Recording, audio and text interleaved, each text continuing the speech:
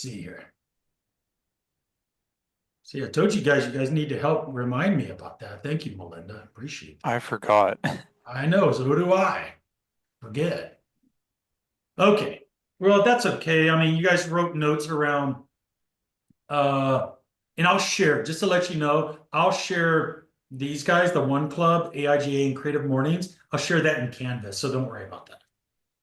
So to kind of go back, uh these are the founders. This guy Jake, he's the president, CEO. We got this guy Tim, that's a director of service, and then Madeline. But we're working with this guy Justin. He's the one that's been put in charge of this project, and they're really nice people. They have, again, a lot of information. The website is pretty thorough, but it's just super generic, and they know it. So what we're doing, what we're assigned to do is rebrand them. We're going to end up doing a new website and do some marketing. So same steps, guys. I do the same steps that I asked you to do. I had them client, JCMR, onboarding questions. So, and disregard the formatting because the client jacked up all the formatting when they did this. I have no idea how they jacked up the formatting, but they jacked up the formatting because it did not look like this. Let me do this here real quick. Show. Anyways, blah. So same thing. I did a questionnaire for them. Describe your company, 30-foot view. Where do you see your company in 1 to 5 years? And then just a variety of questions, very, very similar to what you guys did. It's, there's a few things that were a little bit different, but very similar. The client went through this. We sent it over to them. They finished it. Then we did a working session with the client.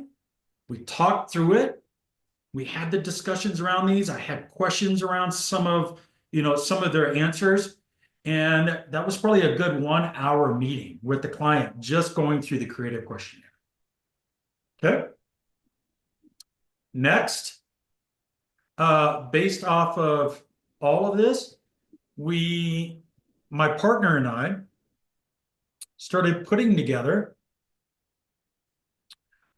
these different documents that touched on, hey, where are you going?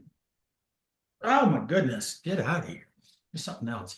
So then we started putting together these documents around the brand language. And here's the document I started putting together based off of the creative questionnaire, the meetings, and my partnership, my meetings and my discussions with my partner around like where the brand needs to go in their language. So we identified their brand attributes, the five adjectives: accountable, authentic, pragmatic, reasonable, and savvy. I came up with statements that supported those. Then I created a mission statement for them, some manifesto ideas, some guiding principles, and then what we call a pitch statement, what we call in the industry an elevator pitch. How do you say what your company is by the time it takes you to get to one floor? You get in the elevator, person turns around and goes, "What do you do?" "Well, I'm Paul Drohan, I work at and this is this company," and I can say it and have it done and explained between one floor. Very quick. That's the whole point of it. Then we had these brand messages. So I took this working document and then I translated it into this document here. Hold on 1 second. And of course, you guys aren't doing all this stuff in this class, but I want to show you how I'm getting to where I'm at. So I put together this brand development document that took that information and put it into a formal presentation for my client, and put together a basic table of contents, manifesto, mission, pitch, guiding principles, brand attributes, brand messaging, and then some mood boards. I ended up consolidating 2 steps of my process. I normally don't do mood boards with this step, but because of the timeline, my partner and I talked about, we're going to consolidate those 2 steps together. So another thing that I ended up doing in this particular presentation that I haven't done because I felt that my audience needs the explanation, I actually have underneath the word manifesto here, I have the description of what a manifesto is. So a manifesto is a public declaration that articulates a company's core beliefs, purposes, and vision, aiming to inspire, da, da, da, da, da, and then here's their manifesto. Mission statement, same thing. I have a description underneath it to explain what a mission statement is, and then the proposed mission statement, the elevator pitch, the guiding principles, the brand attributes. Brand attributes is a more extensive section. So I have a page for each brand attribute: accountable, authentic, pragmatic, reasonable, savvy. And then after that, we put together some high-level brand messaging. So messaging is starting to kind of hint at the marketing and also website like content.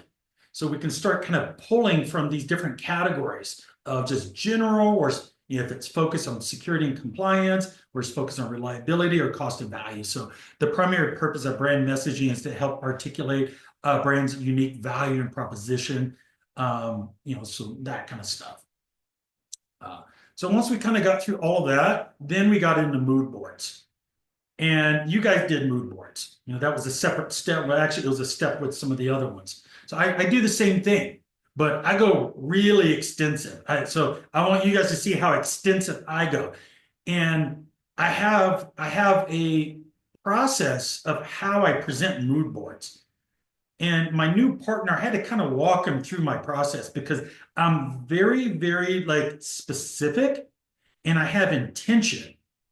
And what I have, I had to share with my partner because we're getting to know each other. And this is one of our first projects is I told him, I'm guiding my client into the direction that I think they should go. You might be going, well, Paul, how do you do that and why? What do you mean? Well, one, I've been doing this long enough that I'm really good at being able to kind of go through my process and start having a good feeling of what's right for my clients. I'm that confident in myself, in my abilities. So you'll get there too. You'll get to a point where it's I've been doing this for so long and I really know, and I also I've done the homework up front. I've had the conversations with the client and I've gotten to know them. And I feel really confident in where I think this should go. And so I have this very specific way of presenting mood boards. And what I do is I present sort of this wide range. I usually start off with something that's really basic, and then I build to something that's really sort of disruptive in their industry. And normally, right, a client is always going to pick sort of the middle. They always do, the safe zone, which that's okay. That's kind of where I want them to pick. Do you see where I'm already guiding them? I already know that they're going to end up gravitating to the middle part. So I'm only going to present things that I know are going to be somewhat appropriate. They're never going to be outrageous, but I might test the waters a little bit with something that's a little out there just to get a reaction out of it. So mood boards, you guys have done the mood boards? So this is my first mood board. This is the one that's very, very modern, very basic, It's super safe. It's actually a little generic in a way. I call it high-end generic. It's high-end generic. It's really good design. Like typography's great. The colors are beautiful. Da, da, da. It's high-end design, but it's very, very simple. Not a lot. There's not a lot of different colors or anything like that. It's sophisticated, but it's very safe. Quality, secure, trusted. My next one. Now what I'm doing is I'm actually testing my client's feeling of technology and sort of a design direction on technology. And so I show these different posters in these websites that have, to me, kind of a sort of technical feel to them and pushes typography to a certain level, but has a lot of layering, and that's intentional, but also has muted monochromatic color palettes. You notice how each one has a monochromatic color palette? I did that in a very intentional way. So the client's like, these are kind of busy. I don't like all this overlapping. Like there's too much fluff to sort of this direction. And I had a pretty good feeling he was going to say that. This one here, this mood board highlights typography in a more sort of like experimental way. But then what it also does is it utilizes color as a bold accent. You see how each one kind of has like typography and color as a bold accent in the designs? Again, that was very intentional that I chose those, in this mood board.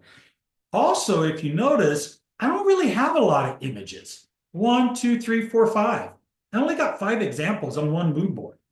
That's about how many I usually stick with. I don't overwhelm my clients with too much imagery. And then I get feedback from them.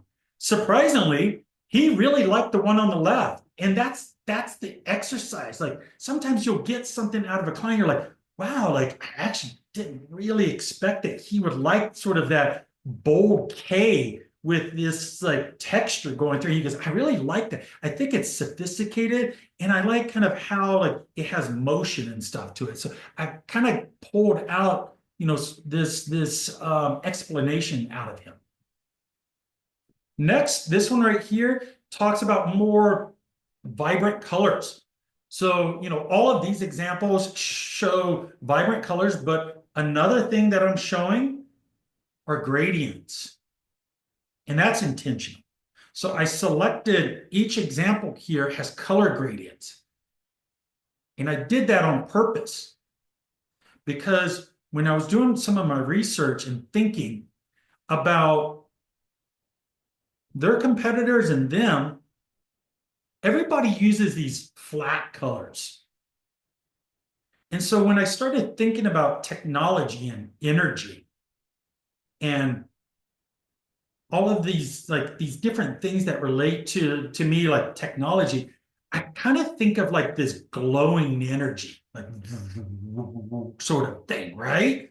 Like I kind of think of like these light sources sort of vibrating in a way.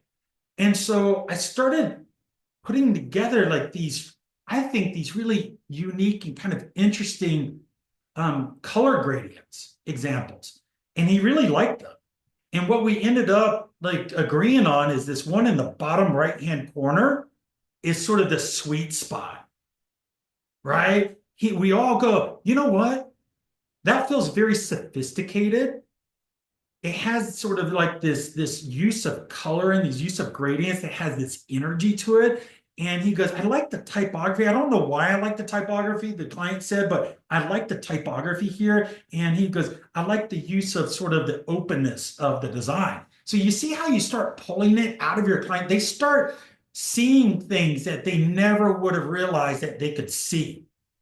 And they start making those connections. And so what we ended up saying was, looking at all the mood boards, there's some sophistication and cleanliness. And why I'm going through this is because your visual design, which is our current assignment, you're going to need to sort of think this way. a bit. You're gonna have to pull from some of those mood boards like this. So he really liked this clean typography of this mood board, the use of like these sans serifs. He liked sort of this warm palette of all of these examples. He liked this one on the left and how it was utilizing sort of this abstract letter form and it had this energy to it. He said he liked that design.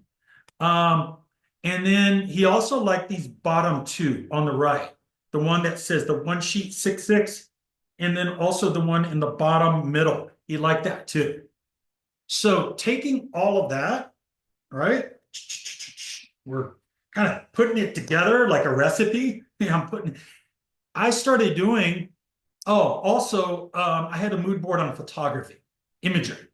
Forgot about this. So I also kind of put together this one, which this one's a bit more like sophisticated. I would say a lot more expected in his industry. So you got like these black and white images on the left of office spaces. You got this person here in the middle that I say could be like a representative of his company, or it could be a representative of his target audience, right? So this person could sit on either side of the table. So could this person down at the bottom. More like, I would say this person down at the bottom in the middle was probably could be more of a representative of the client. And then this one on the right was an image that I created also, just to let you know. Oh, this will be a question. I always like this. Real or AI? Real or AI? Far right. Tell me which ones are real and which ones are AI.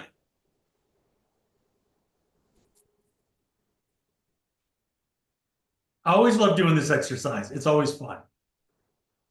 The one on the right I is think definitely real. I think the bottom middle is AI. Okay.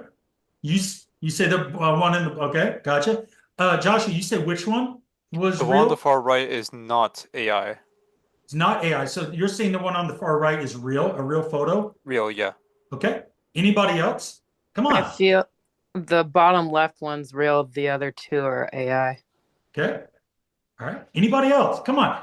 How about I'm gonna call on somebody that hasn't spoken. Let's see. Where's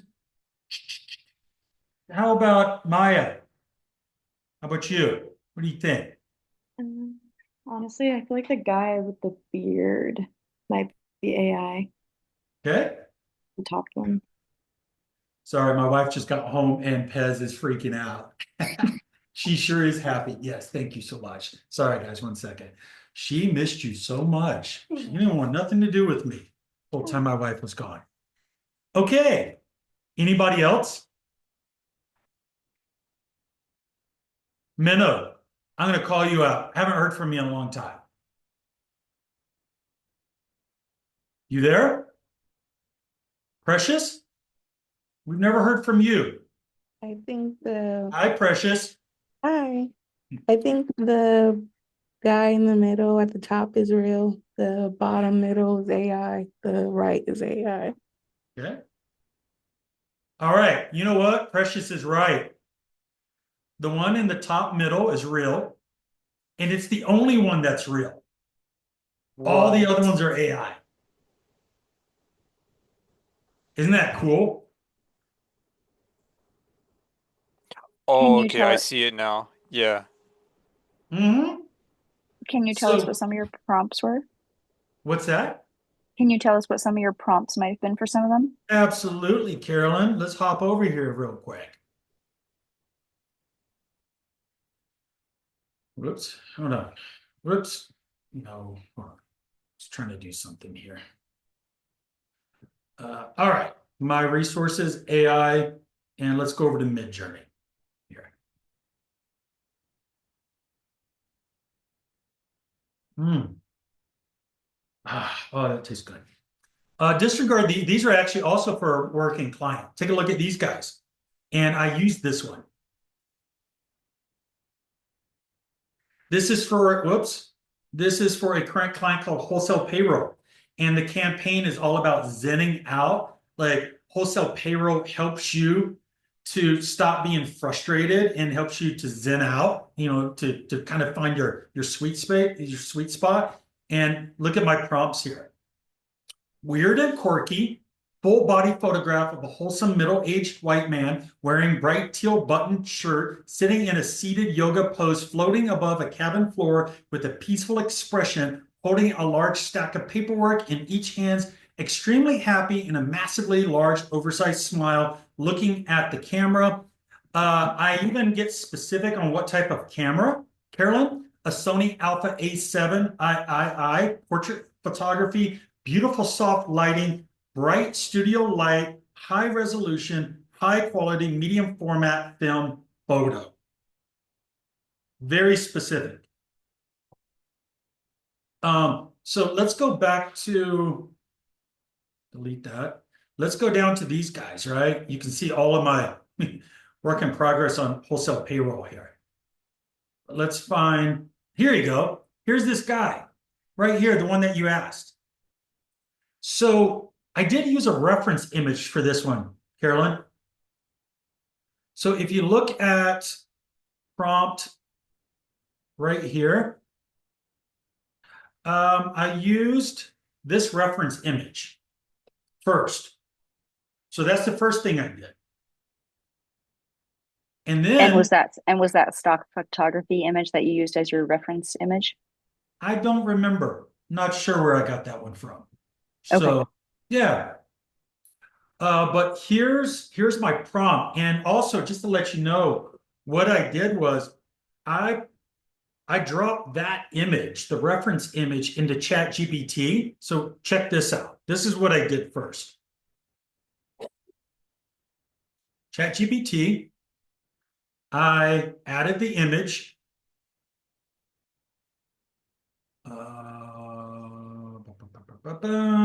GCMR, give me 1 second. Support. Let me find that guy. Here he is, right here. So what you can do is you can ask ChatGPT. You upload the image and you go. You say something like this: help write a prompt for Mid-Journey to describe this photograph. Let me fix my spelling. So watch this. And here's how I use AI to help with AI. Boom. Now, I'll take that prompt, copy it. I'm just going to copy it for now. I'm not going to change it. So, and then I'll drop it into here. Boom. I'll even reference the image still, and then I'll just hit go. Another thing that you can do is you can change, while that's thinking, you can change your image size. So I had that one at a 16:9 landscape, but I could have changed it to fit any format. You see how you can change your formats here? And I keep my stylization in my weirdness. I don't want weirdness in my prompts, so I do no weirdness. And you can adjust your style up a little bit if you want to. But I do give a 10 on variation. So look at what it did. That's pretty awesome. That's a damn good image.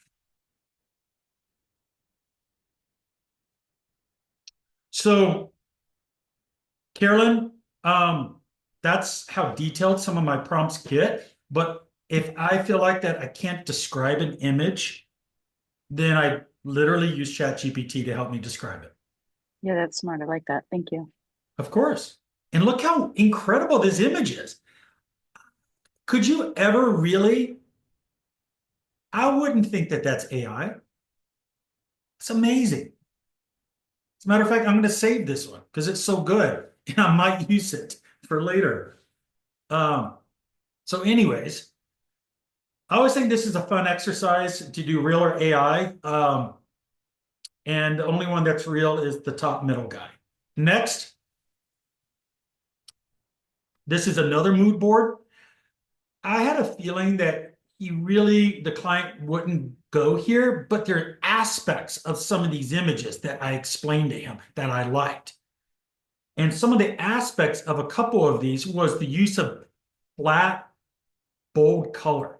So the one on the left, I told him, I go, it's not necessarily the photo itself that I think is right, but what I do like is this bold like color and the person cropped out on top of the flat color that I like. And he goes, oh yeah, I see what you're talking about.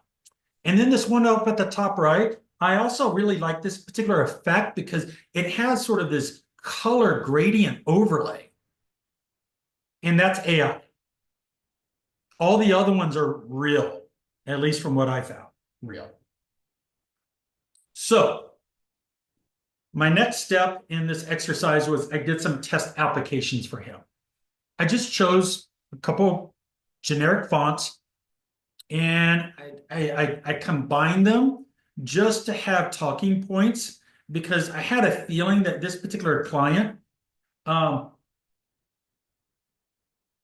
because they're such tech people, I need more to show them visually for them to get it. They're not gonna, like, they need a bit more hand holding is the easiest way to describe it. Does that make sense to everybody? Like some clients need a little more hand holding through the process because they're not visual people, they're tech people.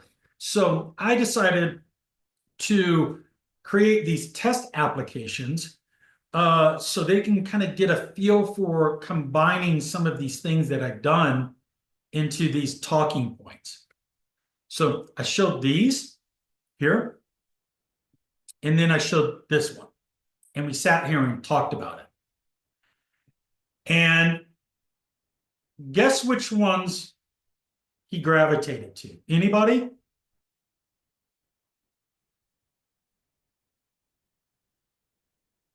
Yeah, Joshua? Oh, if you go back a little bit, like one, yeah. I feel like the second one. Okay. Anybody else? Same page, but the image all the way on the left. Mara, you said the first one. Is that right? Yeah, I did. And Carl, what did you say? This page, but the image all the way on the left. All the way on the left too? Okay, so the first one. Gotcha. All right. Great. So he ended up gravitating to the ones that I also thought he would gravitate to. And then also I directed him towards a bit. And that is that second one in the middle. And the reason why we talked about it is this person could be JCMR or his client. He felt that it was it had like this personable feel, which is important to them because one of their core benefits is their customer service and that you get a real person to help you. So he was like, this person here looks like they could be working at JCMR or one of my target audiences. And guess what? That's AI. I created that image. So I think like those conversations and how you sort of guide a client and you start feeling them out a little bit, and you have these conversations. Number one, it helps you fast track your process and be more accurate. Two, it helps your client feel like they're a part of the process and that they actually are like involved and their voice is heard. And then three, you might laugh at this, but this is true. I've had numerous clients my entire career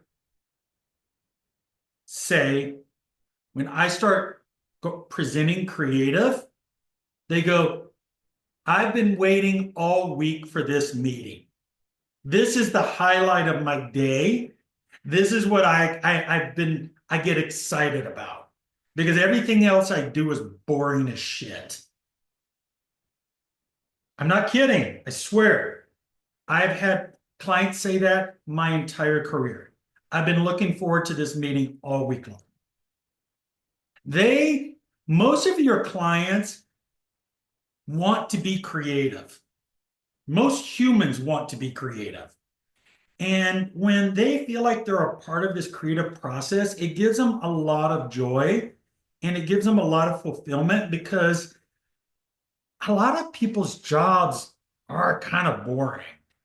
Like, they're stuck in WordPress all day, or they're stuck in a spreadsheet all day, and they're checking emails all day, and they're like literally going through Word documents, or I don't know, all the other boring ass stuff that most clients are doing. And they don't get a chance to do this kind of stuff. So if you can like have them a part of your creative process as much as possible, it really gives them a lot of joy, and it helps them feel like they're really helping to mold it. And plus, your outcome will be more accurate. And you're not just creating in a funnel. Does that make sense to everyone? Okay. So, yes, he really liked this second one for all those reasons. I also guided him into this one on the right, because I think that this is also where he needs to go. I really think that there's something unique about this duotone look. And if you notice, this image down at the bottom right behind the JCMR is one of these black and white images, but I applied a duotone color to it. And I literally color sample the color from this guy's skin. You notice how it matches it? It complements the actual person's color in their face. So if you're ever looking for colors, color sample out of photography that you're going to use. And also, he really liked this one on the far right. So again, it had sort of that directness of a person that he's gravitating to. And another thing that he said is, he goes, I like these color blocks. Like, I like the simplicity of the typography, and I like how these color blocks are sophisticated and bold. So I thought this was relevant to go through before we get into kind of the visual design and where you're going with visual design, because all of these different steps help you make accurate decisions on design, typography, color, layout, photography choice, all of these different things. They're all intentional. I'm not just guessing. I don't guess. Everything is a part of the process. Everything right in here is supporting my attributes. They're all supporting feeling accountable, feeling authentic. I'm choosing imagery that feels authentic and real, and kind of a style that feels trusted and pragmatic and reasonable, but also a design sensibility that kind of feels ahead of the curve and savvy. So they're all going back and sort of checking on these attributes. Everything is intentional. Nothing is just guesswork. So, any questions? Anything that I can elaborate a little bit more on? So you can see my real work. I presented this last Thursday. It was very successful. Client didn't have any changes, and we had good conversation, and we were able to make some decisions that help us make intuitive and intentional next step. So now my next step is doing the brand elements for them. So now you can kind of see where I'm at. I'm actually in my logo process right now. And I want to show you this too before we get into this next exercise, that I always start with typography. I just always, of course, I'll write, I'll do certain sketches. You can see here, kind of doing some mood sketches of typography. But I personally, I kind of always start with typography. Some people start with like logo marks and shapes and, like they do that kind of stuff. But I kind of always start with typography. So what I normally do is I'll just start like putting down fonts that I think are right. Everything from, this one is a big slab, sans serif. It's called Nimbus Sans. To this one that I thought was kind of interesting. It's a sans serif, but it's got some thicks and thins to it, Mason bold. This particular font, which I really like, because it's a extra condensed. It's the Sarah. This is Extenda, which, I showed you a variable font that I can do a lot of different weights on. If you watch here real quick, for a variable font in Illustrator, you can click on this icon right here where it says variable. It opens it up, and look what I can do.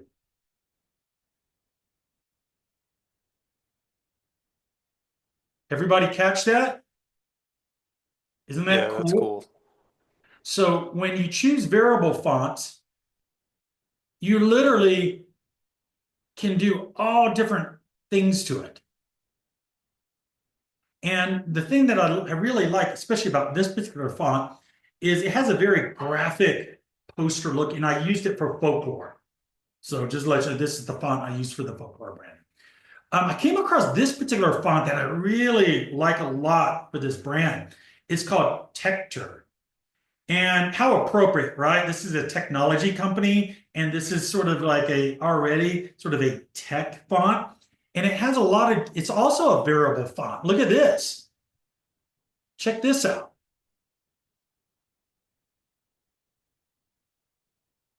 So there's a lot that I could, Joshua, yes, go ahead.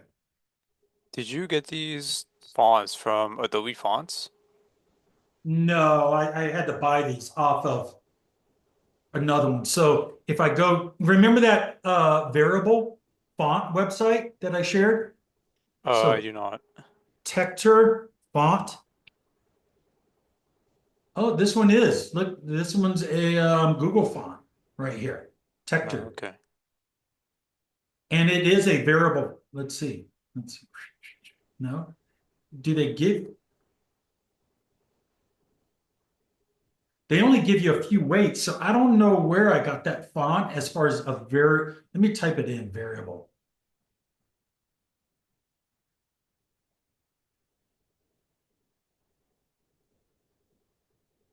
Yeah, I'm not sure where I got this one at, but I got it somewhere.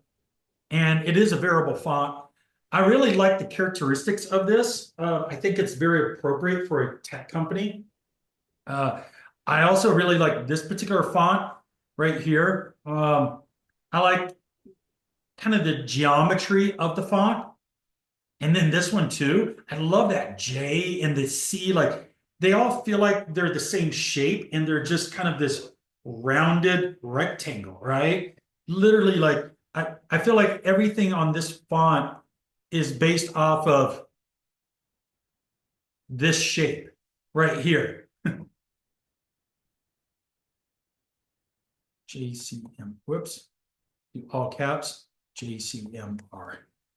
So just to show you, a little bit of my process, I start with typography a lot, and then I just start kind of getting a feel for it. It's like, and then let me kind of feel for this one. And what I ended up doing was I started taking this one and manipulating it a little bit. And so this is sort of where this is where I'm at with, and then I modified the R so it connects with the M, and I modified the J. And so I'm already kind of creating a letter mark for this company that feels to me very progressive and clean and modern. I call it modern tech. But now, kind of gotten here, now we're going to jump over to the Figma tutorial. Okay. So, questions before we go over this? Hey, it's No? Carl. Carl, yes. When you are putting together your mood boards and you have images on there that you didn't generate, where do you look for those types of images? Sure.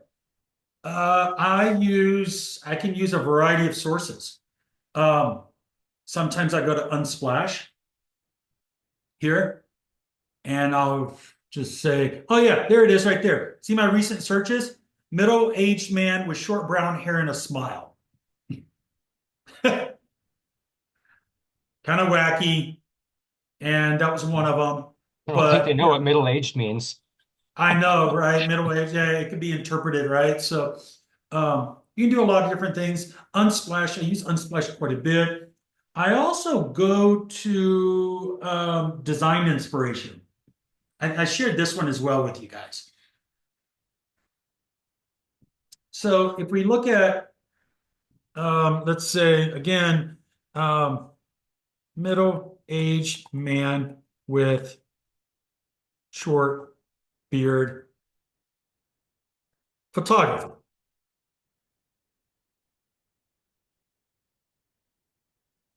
There you go.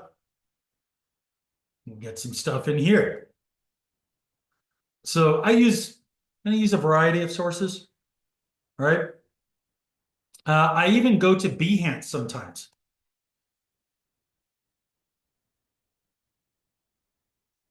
This is mine, but you know, you can do searches over here too to look for photos. All right. Any more questions before we move on to the tutorial?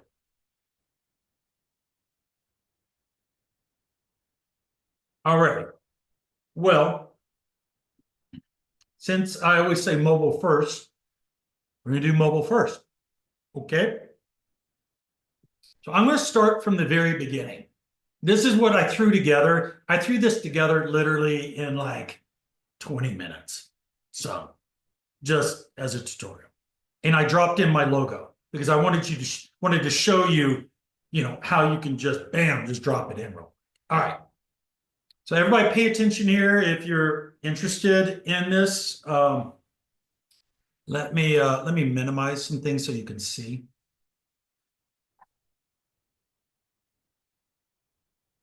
Okay, we're going to start from the very beginning. This is how you're going to start designing. You go create new. Can everybody see that? The big blue button up at the top, create new. You click on that and you get 3 options. Design file, Fig, Jamboard, or slide deck. You select design file.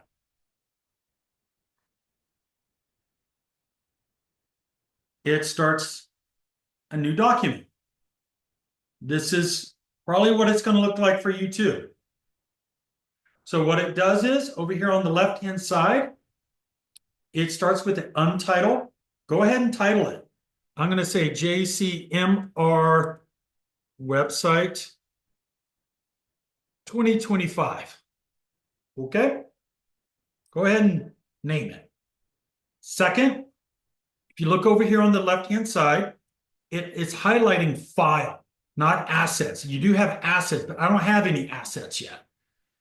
It defaults to file. Can everybody see that over on the left? And then what it does is it automatically creates a page 1.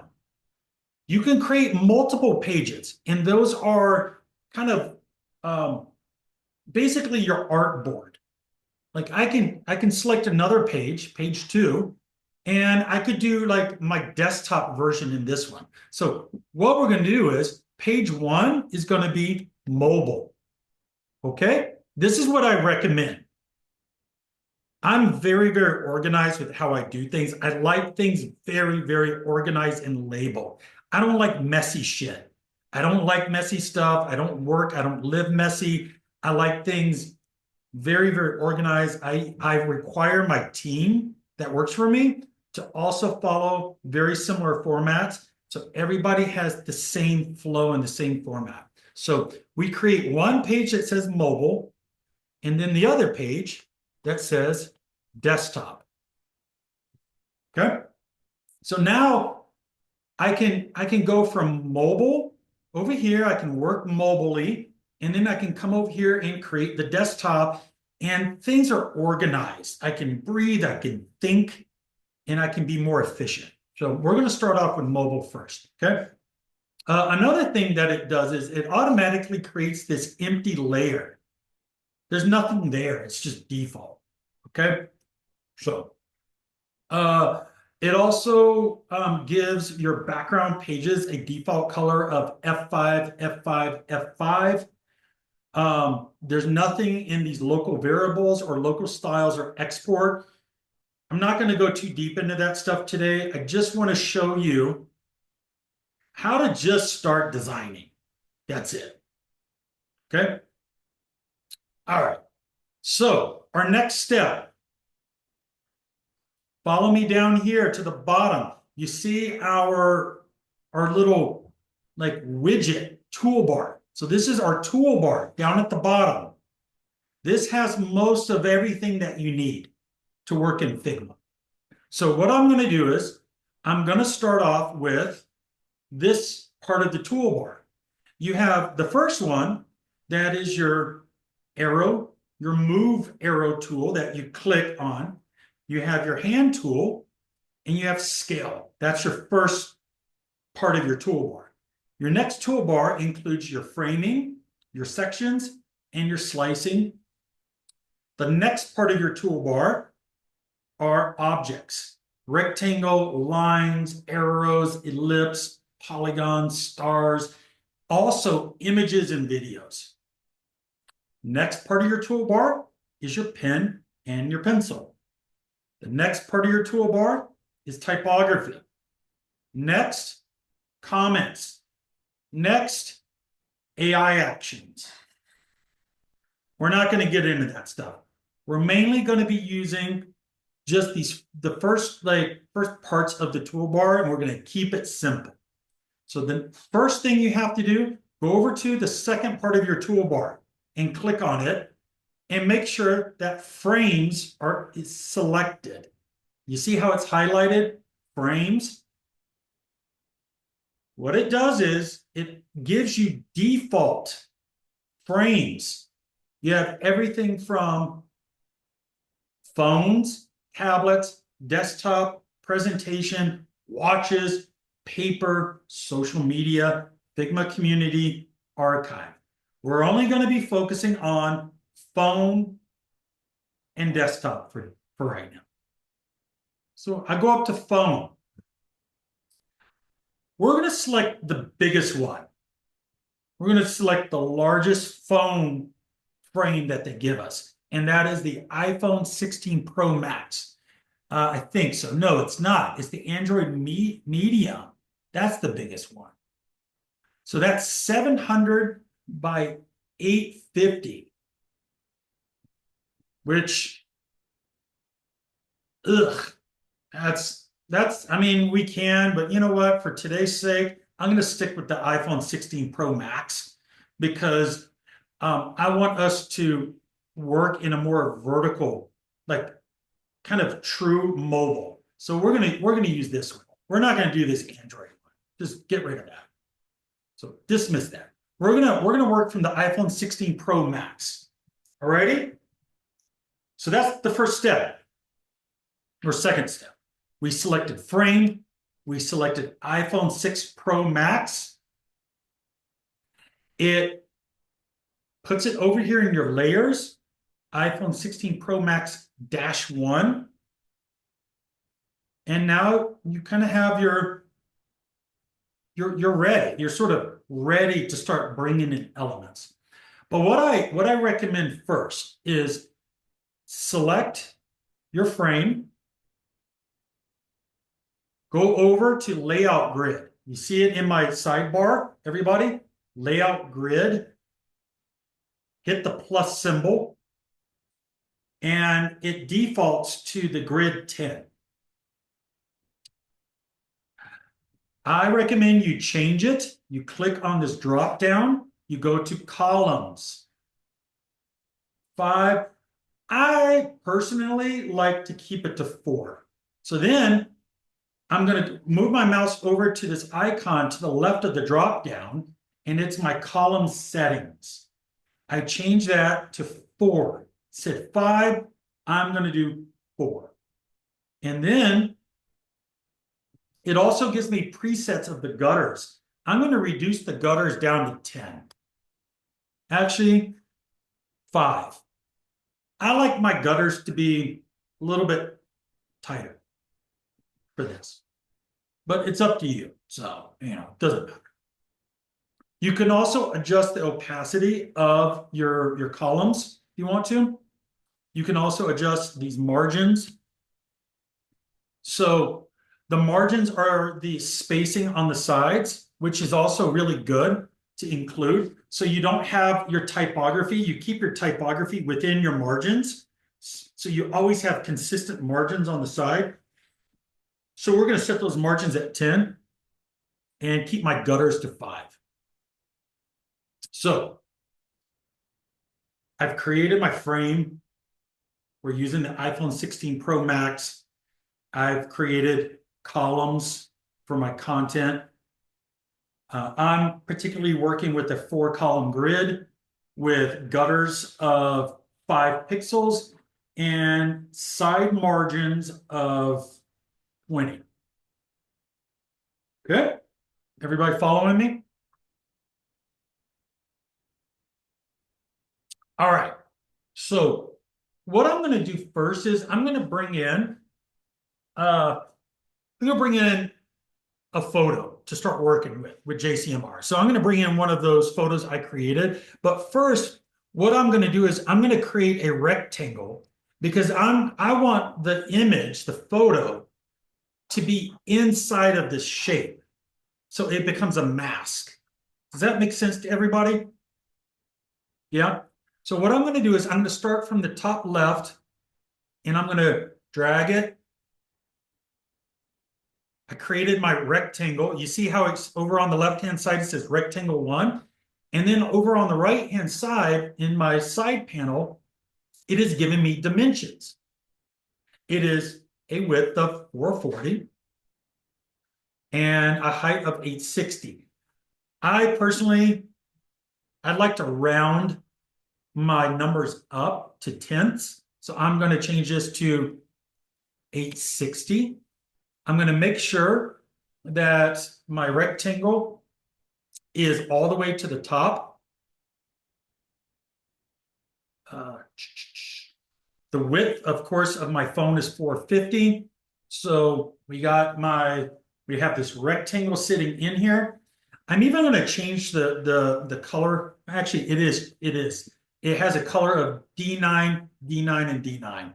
For now, also, just to let you know, I'm going to turn off my columns. And to do that, you don't want to delete them. You just want to turn them off. So everybody, make sure you pay attention to this. I'm selecting my frame. I'm going over here to my columns. And you see this little eye icon? Not the minus, but the eye. I'm going to click on that, and it hides my columns, my grid, right? So it just hides it. So I've created a shape that I'm going to drop an image in. So here's what I'm going to do. I'm going to go down to my toolbar. I'm going to select the third one, my objects, and I'm going to select image video. Oh, I still haven't fixed this, Joshua. I think you told me how to fix this. I still haven't fixed this, where it keeps defaulting to this one folder. So I need to go over to JCMR, find my images, and we're going to find, yeah, here it is. Here's my wholesome looking, confident person that we're going to use. And we're going to use this person right on the home page in our hero section, right? You're going to be designing hero section. I want this photo in my hero section. Okay, so we're going to select this. And you see what my tool does? See what it does, everybody? It gives me a preview of the image I selected. It gives me crosshairs, and it says click or drag to place. And if I hover over my shape, it's going to allow me to drop that image into that shape. Boom. Easy. Super easy.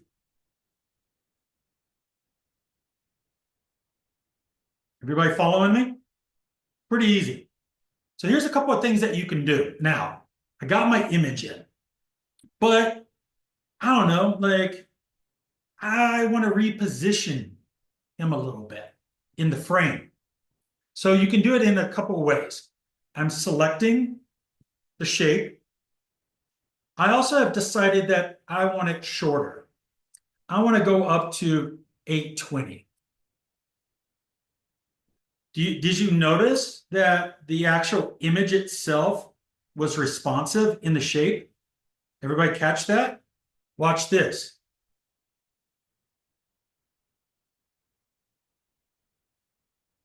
That's an important thing, and I'm going to show you something here real quick. So it's responsive.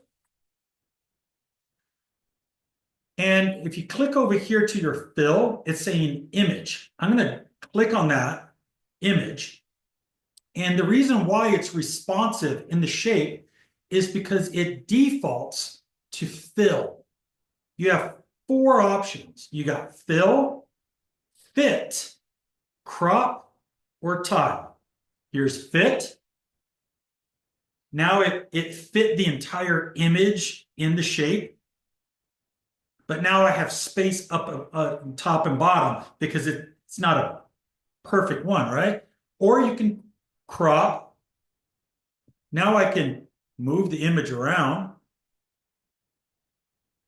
Or you can get real crazy and do a tile. And then you could even adjust, let's say, do some craziness. So, but for today's exercise, I'm going to go back to fit. I want it to be kind of responsive to the shape. Okay? There's a couple other things you can do. You can click over here on your eyedropper, and you can apply different layering effects. So if I wanted to, it's just like in Photoshop and Illustrator, you can apply these different things to it. See this? I don't want to do that right now. Just want it to fit within the shape. Cool? Another thing that I'm going to end up doing is I'm going to change the background of my website to be a light gray. So let's go over here. I'm going to drag this little tool down here to just be a little off-white. Well, the only problem is now I can't see it because the background, I'll just leave it white. Never mind, I'm just going to leave it white. Okay, so we've covered a handful of things already in this tutorial. We have created a new file. We've created a new frame. And we've used one of the presets of a mobile device. It is the iPhone 16 Pro Max. I have showed you how to create a rectangle. I've showed you how to place an image inside of a rectangle that is fitting. I also showed you how to do columns and just my suggestions on columns, how I approach columns. So we've already covered a lot so far. So I'm going to pause for a second before we get into the next part. Does anybody have any questions before we move on? Donna, you're welcome. Carolyn, I want to call you out just for a second, only because I remember you saying it a couple of times that you hadn't dove into Figma yet because of, just kind of the learning curve you had mentioned and just some other comments. Was this helpful to you? Yes, especially turning off the darn columns because I didn't see the little eye on mine and it's been driving me crazy. So that was It drives helpful me already. crazy too. Like personally, Um, I like the columns there as references, but when I'm just kind of designing loosely, I don't really need the columns yet. But it I was like to so have them. annoying. So Yes, they can that be was very really annoying. helpful. Yeah, you Um, bet. Good. yeah, and Anything else? when I did my user flows, I got a little bit better idea. I can see some of the things that I was doing. I learned some of the things I was doing wrong. But yeah, this has been helpful so far as well. Thank you. Good. Anybody else? Anybody else? Before we move on. Yeah, it was helpful for you to show us the image tool on the toolbar Okay. because I was doing it like a different way and I was having a hard time using the shape as a mask, but the way the tool just lets you place it right into it is helpful. Sure. Good. Also, to go back to how meticulous I try to be with my organization, you see over on the left-hand side where it's highlighting, it's giving me a image icon with the name of that image. Can everybody see that over here? So here's one thing that I end up doing. I double click it and I rename it to photography. Just because I may want to reuse this somewhere and just change the image, and I'm going to show you how to do that real quick. But I'd like to keep consistency in my object naming. It really, really helps you in the long run, everyone.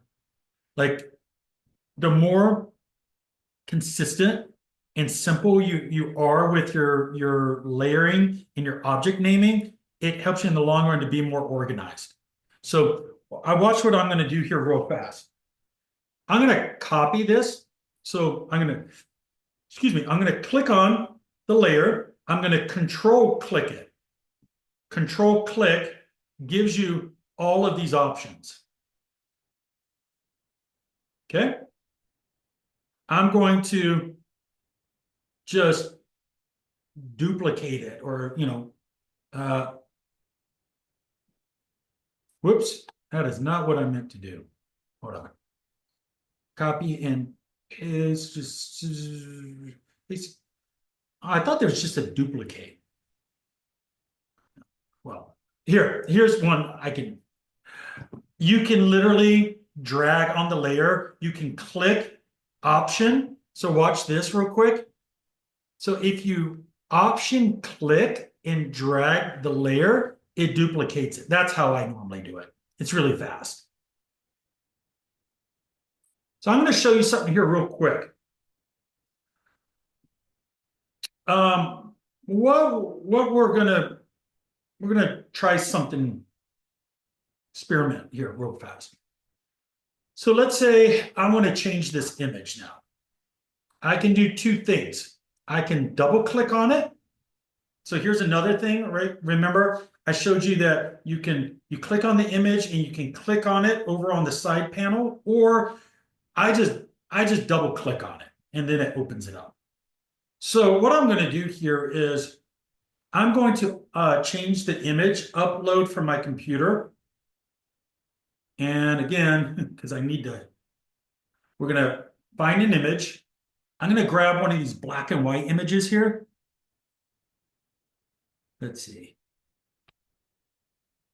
This is AI too. Check out this AI image I made. I thought that was a cool one. Okay. It's this person here that is standing in an office space, and I'm going to align it to the bottom and then watch what I'm going to do.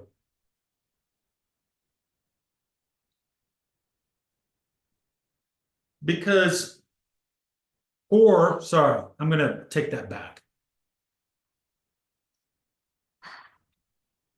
What I'm going to end up doing is because I need to design my entire home page, I need to increase the length of my page, right? but I also want to make sure that I'm remembering sort of where my sections are. So each section can be responsive, like, this needs to be my hero section. So before I move on, I need to actually add over here, not my columns, but I need to add, whoops, a row. So let's see here. We're going to select 5 rows with gutters of 10. Let's go. Let me do this here real quick. And then we're going to increase the height of my my frame. We're going to go all the way to 2400. Okay. The importance of this, let me hide this image here real quick, is I'm kind of setting up how many sections are going to be in my home. And I need for these sections to actually be bigger. So I'm going to go back and I'm going to reduce my rows to 3.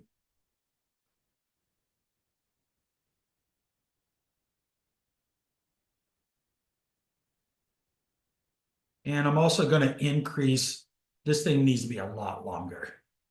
We're going to do 4200.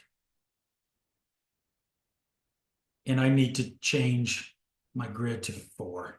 How about that? Yeah, that's about what I want. Okay. So what I've kind of done, what I did was I sort of set up a responsive system that I can kind of follow. And then what I can say is that each section is going to be about this tall. So I'm going to work this first section, which is the hero, is going to extend down to this area right here, which is, my row. So the first row, I'm going to work within this area. Now, this image here that I created, I'm going to drag this one down to the next section.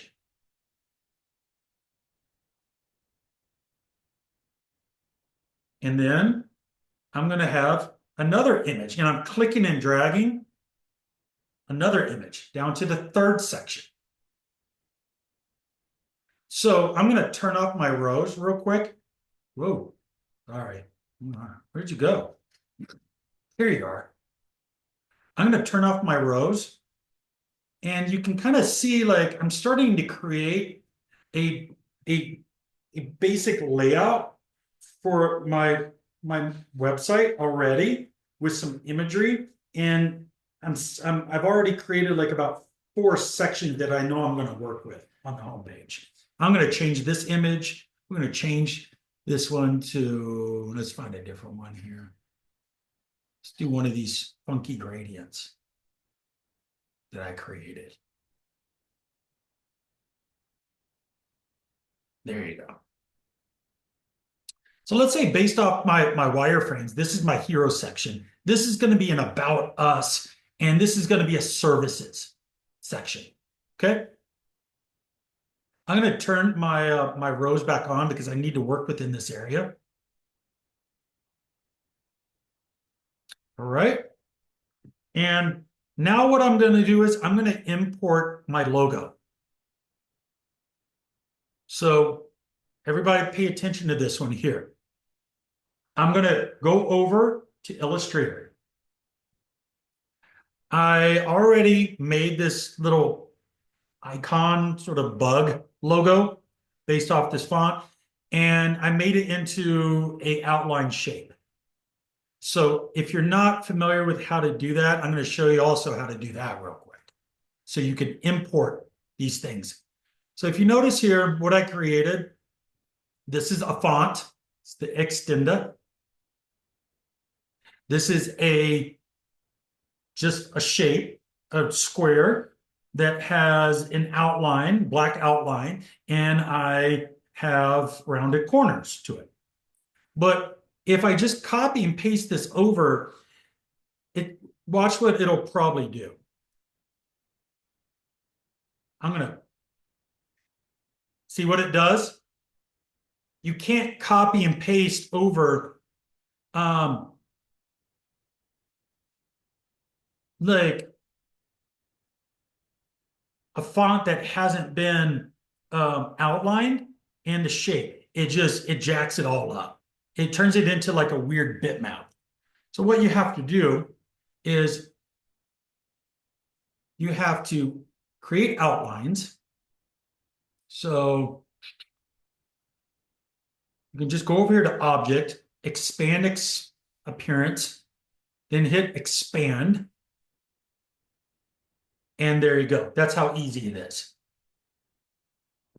So what it did was it turned my outline box into an actual shape. And then it also turned my typography into shapes. So now what I can do is I can just, which this is it, I can just copy and paste it right into my document. Boom, just like that. Super easy. So if you notice over on the left-hand side in layers, look what it did. It recognized that it's a vector file. Okay? And it broke it down into shapes. It's showing you all the different shapes that's actually in this vector file that I dropped in. So here's what you're going to want to do. You're going to want to, I close it up. You're going to want to name it. First of all, name it. I'm going to say logo JCMR. Okay, name it. Then what I'm going to do is I'm just going to give it, right, just make it black for right now, just solid black. And then for this type of object, you see how it's highlighted? I'm going to control click and I'm going to create a component out of this. And the reason why I do that component is just so its integrity stays the same. So select create a component. You see it gave me a different icon. It's saying it's a component. And then over here in layout, you're going to want to select this one, lock the aspect ratio. Because if you don't, then it'll distort your logo. You don't want your logo to distort when you're resizing it. Okay? So if I went like this and then I'm going to click and drag, look what it does. Oh shit, I just fucked up my logo. Right? I don't want that. So always select lock aspect ratio on objects like logos and stuff like that. Okay? Now what I'm going to want to do is a standard height for logos on mobile. You kind of don't want to go more than 50 pixels tall. So I made it 50 pixels. Now I'm going to align them. Okay? Over here where it says position, I'm going to make sure it's in the middle. I'm going to send it up to the top. And now I'm going to do 40 pixels down. 1, 2, 3, 4. It's just kind of a good space from the top down to the bottom to kind of work with as far as like a global navigation. And I'm also going to change the color. I'm going to show you what I'm going to do here. So there's a couple of things that you have to do. When you create a component, it automatically gives you sort of this fill that's also turned off. I just delete. Personally, I delete it. I don't want that. But I do want to change the color. Over here in selection of colors, I want to turn it to white. So here's white. And then now I have my logo in my top area.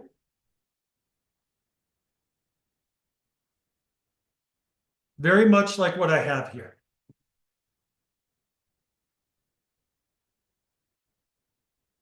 Is that good? Everybody following me? I'm also going to turn off just for now because it does get annoying. Like we said, Carolyn, I'm going to hide my row just so I can see things a little bit better. All right. So Here's another thing that you could do. Instead of having like all your rows, you could come in here and let's turn on my rulers. All right. I'm gonna, whoops. All right. I'm gonna bring in, there you go, at 1040. And now I'm gonna turn off. I just dragged a ruler. So I can kind of see where my feature area ends right there. I also want to lock these. Where's my, can I lock this? I forgot. I mean, I could just maybe, no. There's got to be a place where I can lock these at. I forgot where that's at. View, rulers. Maybe not. Maybe I can't lock the ruler. Fine. I thought I could. Anyways, let's move on. Okay, so where we're at, we're working in our feature or our hero section. I've imported my vector logo. I made it into a component. I made sure that I selected lock aspect ratio so it doesn't distort. I've decided to put it in the very center of the page, but we could, you could put it over on the far left, and let's see where our gutters are. Turn on our gutters. Whoops. Boom. I'm going to align it to where my gutter is, and then I'm going to turn off my gutter. Gosh darn it. Get back over here. Come here. Okay. So you see where I've actually aligned my logo to where where my gutter is. So you could do that. So we'll just kind of experiment and we'll have it over to the far left. All right. Next, I'm going to design a mobile menu icon. There's a couple ways to do it, but I'm going to show you how I just do it real quickly. I'm going to come down here. I'm going to select the line rule. Okay, I got my line. And I'm going to literally just draw a line that's about 30 pixels long. Okay, you see the layout where it says width? So I drew a line that's 30 pixels long. It's already defaulted to white. I'm going to increase the line width to 4. Actually, that's a little too thick. Let's do 3. Okay. And then I'm going to change and I'm going to have it to have rounded ends, because the reason why I'm doing that is because my logo has rounded edges. So I'm already starting to kind of think about a design language, right? So I want my menu icon. I'm going to zoom in on it here real quick. So let's make sure that both ends are rounded. So I selected my line. I made the left side round, the right side round. And it's 30 pixels long. My logo is 50 pixels wide. It's fine. And now what I'm going to do is I'm going to do some alignments here real quick. I'm just going to visually align. So right now, it's at the top of my typography. So my first line is 30 pixels. Now I'm going to Option Shift drag. I'm going to duplicate it by just dragging it. 1, 2. Now what I'm going to do is I want that menu icon to be the same height as my typography, and I created 3 of them. And now I want to make sure that they're distributed evenly. all of them. So see these three little dots up here where it says position. You can click on that and do distribute vertical spacing. Boom. Now it evenly distributes them. All right. So now I want, excuse me, to make these three lines into a component, which will be my overall mobile menu icon. So you see how all three are selected over in my layers? I'm going to control click those and go down and say create component. Boom, create component. It defaulted and gave me component one name. I don't want that to be the name. I want it to be a icon underscore menu mobile. Boom. All right. Now I'm going to zoom back out. Let's take a look here. Let's zoom out, zoom out. So there's my little menu icon. I want my menu icon to be on the far right. Can anybody tell me why most menu icons are on the right? Because we hold our phones with our right hand, we want to hit that button with our thumb. Very good. So most people are right-handed. Sorry, lefties. My wife's a lefty too. Sorry, lefties. But most people are right-handed. And so that's why most menu icons are on the right side. Again, most of the time. Okay. So I'm going to pause there because we're at 3 o'clock. We're going to take a break before my next step is to add typography. We're going to manipulate typography.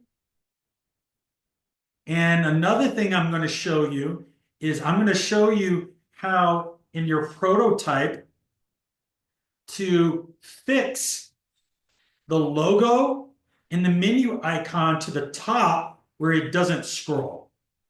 So when you show it, when I scroll through this page in my preview, that logo and that menu icon will stay there. I'll show you how to do that too. Okay. All right. Is everyone enjoying this? I see. I don't see all these comments. Yep. So yes. Great. I learned the hard way from my project so far. I didn't think to rename everything. So my layer panel is, yes. See, Janet, I want to highlight that because this is why it's so important to just do it right the first time. Okay? Do it right the first time. Name your stuff. Have we call it naming conventions that are simple, that can scale over time. I stick with icon or logo, and then then it drops down to a description. Well, the icon is a menu for mobile, but it's an icon. But the first thing is a logo. So all of these things, as far as, when you think about these naming conventions, it's so important to have these kind of naming conventions. I could even come in here and go photography, which I should, photography underscore hero. That's what I should do. This one, I'm going to do photography underscore about. And then finally, this one, I'm going to say photography underscore services. So that way, I can go over here to my side panel and I know exactly what photo is where, and it's in that section. It's being organized, it's being consistent, and it helps you it just helps you over. Anyways, it's 3:07. Let's take a 10-minute break because we still have a lot to go over. And let's be back at 3:07. Okay, everyone? Boom. See you in a little bit.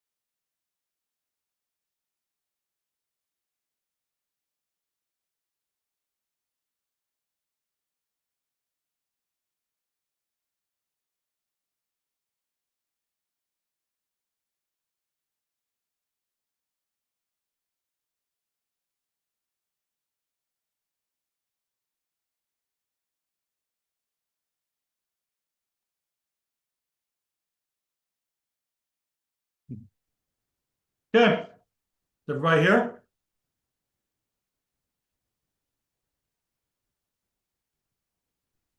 Yep. All right. Come on, let's get started, everyone.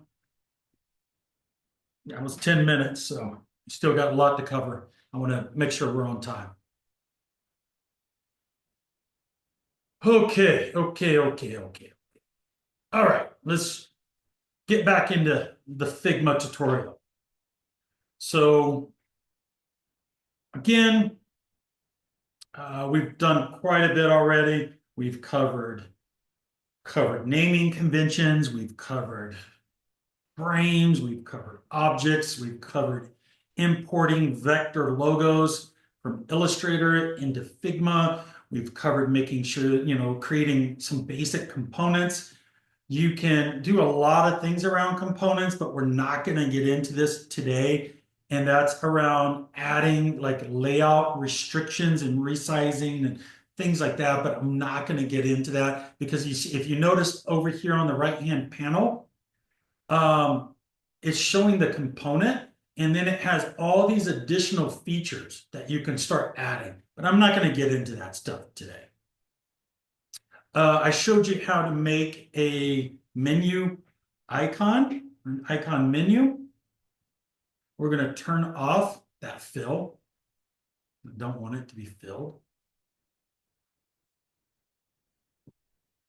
And we also showed grids, we showed columns, we covered rows and columns, how to show those guys.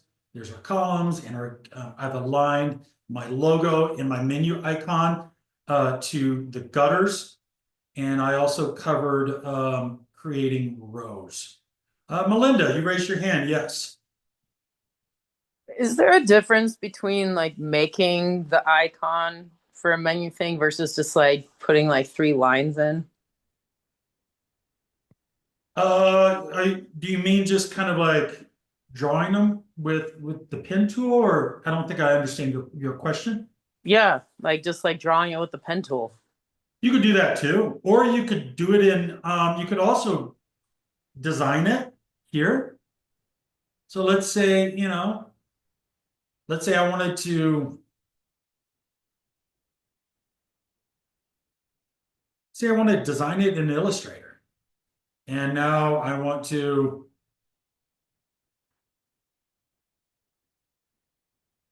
I'm going to literally boom, boom, boom, boom. I'm going to create. There you go. I just designed a quick menu icon that matches the shape of the logo. So what if, right? I want to use that guy. Just copied and pasted it. We're going to icon, menu, mobile, O2. We're going to create a component around that guy, right? We're going to lock the aspect ratio. We're going to change the color to white. And then I'm going to match the size of my logo. That's 50 pixels tall. I'm going to change 50 pixels tall. Look at that. Boom, boom. So I could have done it like that too, Melinda. Could have maybe just sort of designed it. Let me get my my columns on.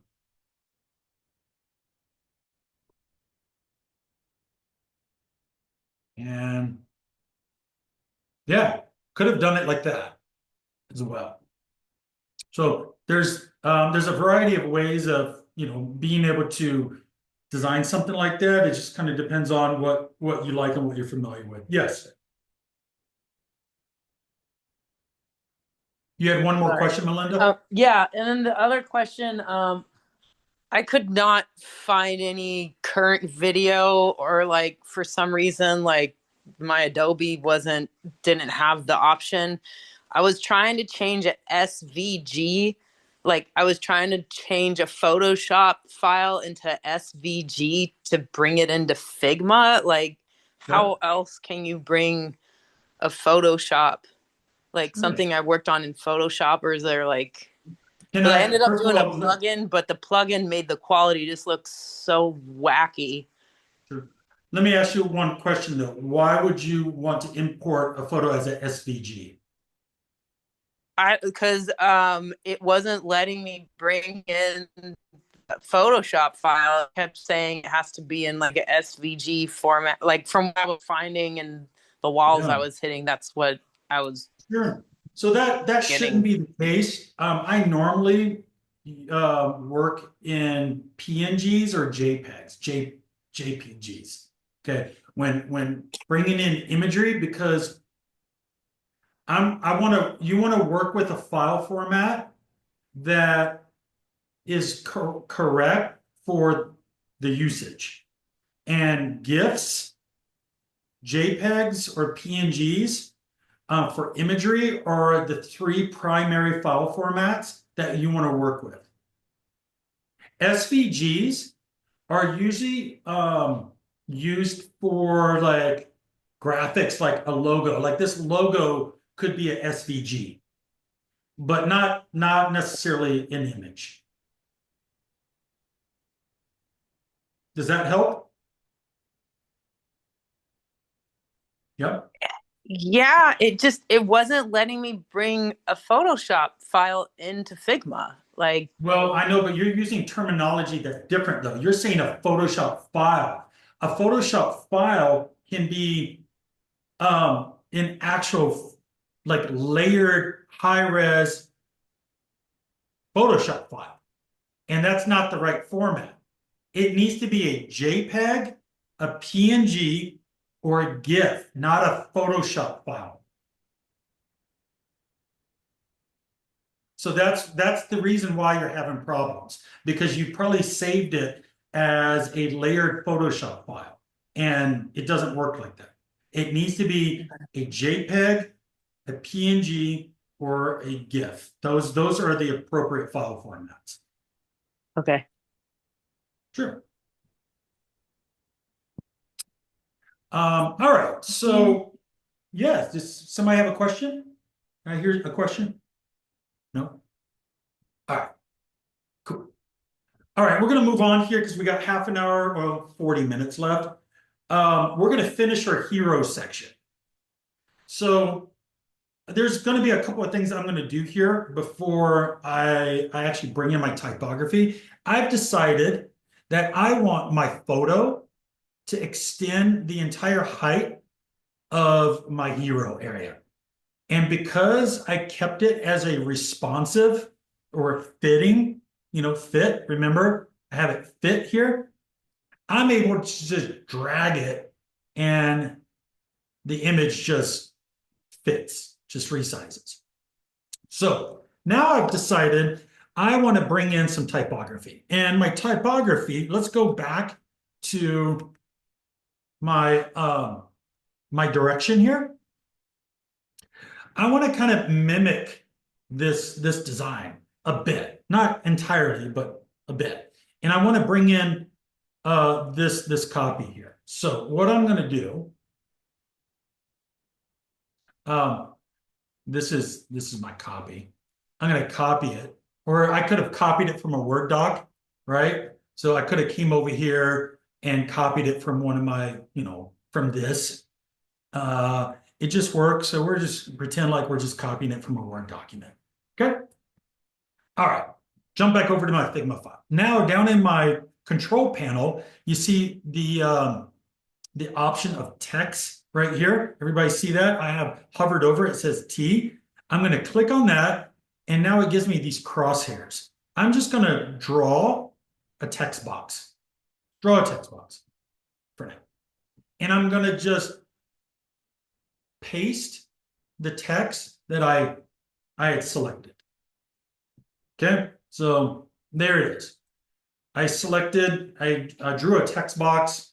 I just pasted the text in there, and it defaulted to this font called Enter. It's just, I think it's just its default font. So what I want to do real quick is I want to make sure that I'm following my columns, and I want this to align to make sure that it goes the entire width of my 4 columns. That's just what I'm doing. And my text is going to be aligned left. And I'm just going to change my text box. I'm going to make it be 270 for right now. Okay, so what we're going to do is I'm just kind of showing you, like, I want to work within my columns. I want to make sure that it fits within my 4 columns. And I'm going to go ahead and turn off my columns so I can just kind of design by eye. Now I want to be able to select the font that I want to work with. I'm going to select the I'm going to select one of, a Google font just for today. So Google fonts, it's got a whole bunch of them here. Let's go down, down, down, down, down, down, down. We got something. Nimbus. Do I got Nimbus? Weird. I don't have Nimbus. We're going to select this Nobile, I guess. It has 3 different weights. We're just for experiment sakes, we're going to select that one. And now I'm going to increase the font to 32. All right. Actually, I don't like that font. I don't like the way it looks. I just don't. Let's select something.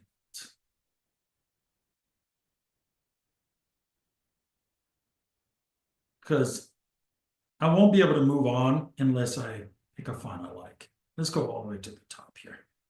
Let's do Able. I like the condensed characteristics of Able, and I also like the roundness of Able. I feel like that this particular font face complements the logo and the shape of the logo, and that's why I'm selecting it. Okay, so I'm going to increase the font size to 40. Get rid of my Oxford comma, because I hate Oxford commas.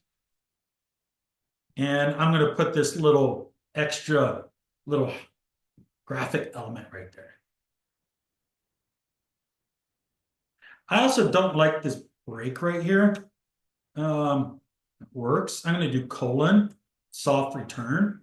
So I'm just sort of editing the typography just on the fly here on my feature area. So what I've done is I'm going to go even bigger with the font. I'm going to go to 50. Yeah, I like that. Able only has 1 weight. I also have auto leading, so line height. It's set at auto for right now, but I could come in here and you can change it based off percentages or by numbers. I could go 100. Let's say what 100. See how big that is. I'd rather just stick with auto for just today's sake. Okay. So what I've done is I have showed you how to create a text box. I size the text box to the width of my margins. It spans across 4 columns. I have it overlapping my image. But you go, hey, Paul, what if it's hard for me to read, like we've seen, the typography over the image because there's not enough contrast in it, right? That can be the case at times. So you could go, whoops, you could add a little effect to it. I could add a little drop shadow. So where it says effects, you hit the plus symbol, it defaults to drop shadow. Well, I'm going to zoom in a little bit. I don't like the way that drop shadow looks. It's got like, distance to it. I don't want distance. So you see the icon, effects settings for drop shadow. I'm going to click on that. I'm going to get rid of the Y distance, 0. I'm also going to increase my blur to 10. And so now look what it did. So you see how in these light areas, I can kind of see my drop shadow, and it's given it just, some contrast, and it helps with the readability over an image.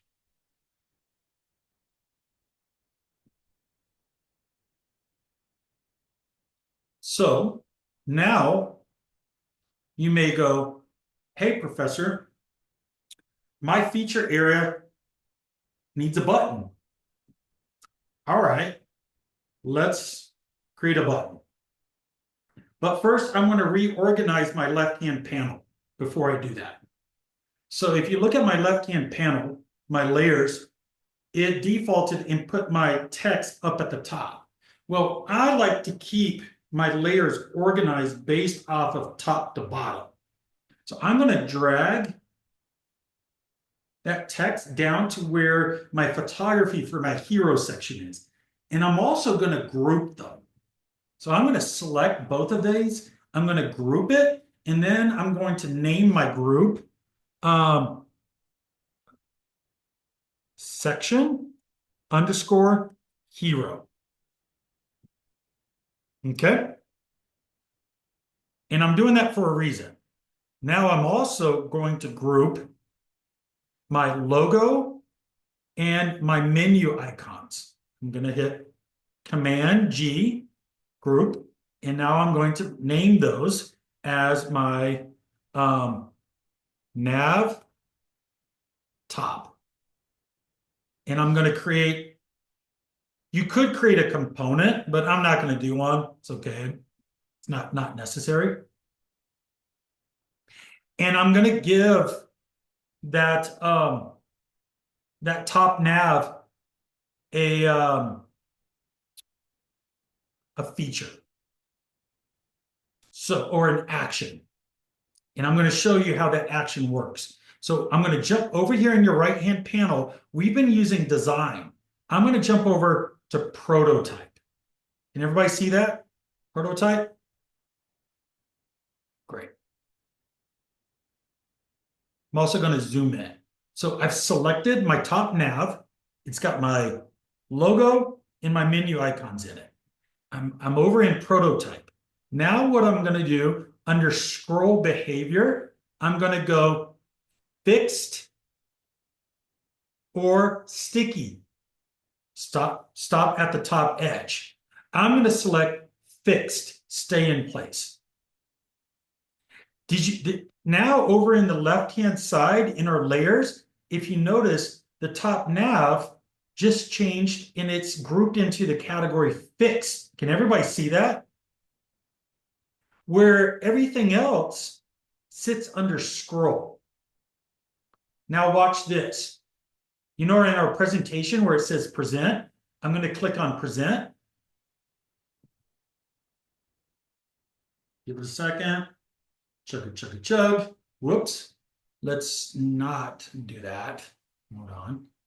Here, prototype settings. Let's see. Blah, blah, blah. No, I need to change it. So here. So everybody, a couple of you guys had that problem before. So in prototype, I'm going to select my frame. I'm going to go to show prototype settings. All right. It defaults to the Android medium. I need to go down to the iPhone 16 Pro Max. Or you can just go no device. You can do no device too. But it is kind of fun. Clients like to see it in device. So now I'm going to jump back over here and bam, it's in device. Cool, right? So I'm going to pause and I'm going to ask some participation here.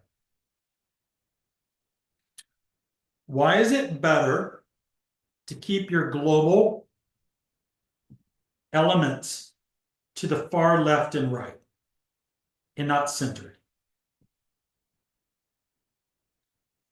Raise your hand. Anybody? Joseph? Yeah. Joseph, go ahead. Joseph? I mean, sorry, Joseph, sorry, Joshua. You're fine. Yeah, go ahead, I Joshua. believe it's better to keep the elements to left and right because it's more accessible that way. It's a lot easier to tap those elements instead of like having them in the middle. And if you have them in the middle, it's gonna take away from the elements that are displayed on the hero page or whatever is on the page. Excellent. Who was next? Who raised their hand next? Was it Shaver or Marie? I think it was Shaver. Okay, Shaver, go for it. Yeah, just to tag on to what Joshua said. It's also so like if you're trying to read what's in the middle, you're not accidentally clicking on the navigation or back to the home page or anything like that. Yeah, it's great too. Marie? Yeah, and then just to piggyback off of that, I was gonna say that it enhances like the readability and follows the natural reading patterns. All of you are right. One other thing. On the iPhones, you have your camera and all that stuff in the middle. You see it? So if I had my logo and some of that stuff, I'd have to drop it down even further, and then it could cause navigational challenges with the Apple, camera being in the middle and all that stuff with your other elements. Okay? All right, so now what we're going to see here is we got to enter a prototype. So watch, look at this. Look at that. We have a fixed nav.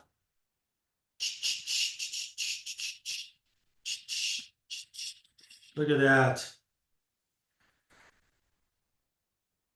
It was that simple. Just all you got to do is group it and then just tell it to not scroll and to be fixed. There's some other things that you could do. You could put, like, watch this. You could go, well, Professor, what about like it being readable over the white area? You're right. Check this out. What we could do, create a rectangle. We're going to drop a rectangle behind it. I'm going to drag it up into that area. It's in that area right there. All right. Go back to design. So, okay. So right now I have, I'm gonna round it up to 110 pixels tall. Now I'm gonna do a couple of things here. I'm gonna make it dark, just make it black. Now I'm gonna reduce the opacity. You see this in appearance? But first, I'm gonna do apply blend mode, and I'm gonna do multiply. And then I'm gonna reduce the opacity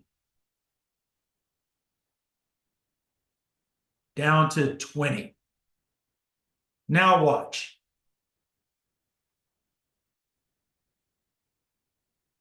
See now what it does? So if I start scrolling into an area that's white, I'm at least giving it just a light color, that's got opacity to it. You could do this too. You could take that shape. I'm going to extend it down. Whoa, whoops. Select the rectangle. I'm going to increase the size. And now I'm going to make it a gradient.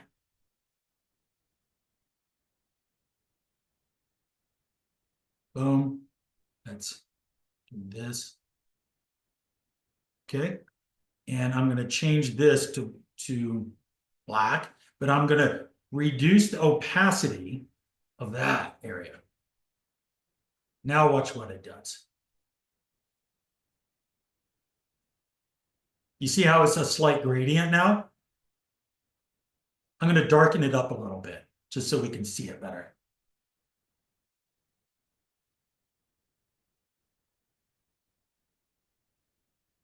Okay, see here, blah.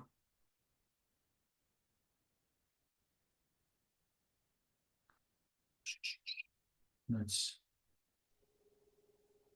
through, whoa, oh, sorry, selected the wrong darn thing. There it is. We're going to increase this to 45. And now you see how it's a little bit darker, but it's a gradient. Now it's softer. It's not such a harsh line in the background. It just feels a little more organic. And when it rolls, when you're actually over some of the white areas, you don't have to worry about readability issues with that. I can still see it. Cool, right? Yeah. All right, now what we're going to do is I'm going to show you how I'm going to lock that too, just to let you know, when it comes to global items like that, in my layers, I like to lock it. You see how I just locked that? I don't want to accidentally mess with that. So now it's locked. Okay, I'm going to go to my hero section. I'm going to open it up.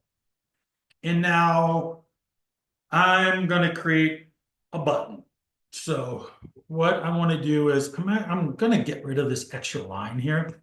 Let's just get rid of that line. And let me just decrease the height of this. Or there you go. So I'm going to do that just so I can go over here. Yeah. Kind of look at. All right. What I'm going to do next is I'm going to create a shape.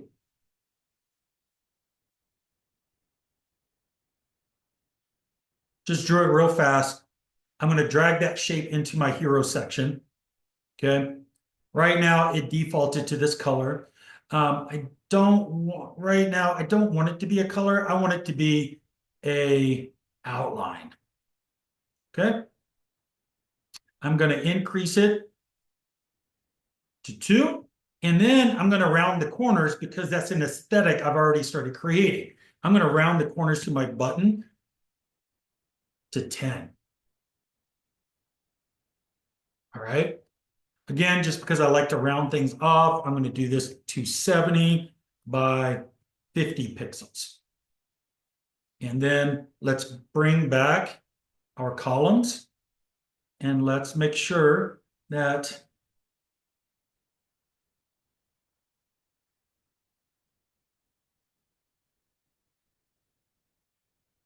there you go. My button is also on the far right. Okay. Let's turn those off. Boom, boom, boom. Okay. And now, oh, here's another thing that you can do that Figma has a tendency to do because I've grouped my hero section. So when I click here, it just selects the group. Did you notice that? I can click up here. But when I click into this area, it just selects the entire group. So if you want to click on one of the items in the group, hold down your command key, and you see how it highlights it with your arrow. Now you're able to select the items in the group. See that? See that? Does that. All right, so next we want to add some text. Let's say learn more. It's going to be our text button copy. I'm going to reduce the size of that to, let's say, 20. Whoa, what the heck? To 25. Okay.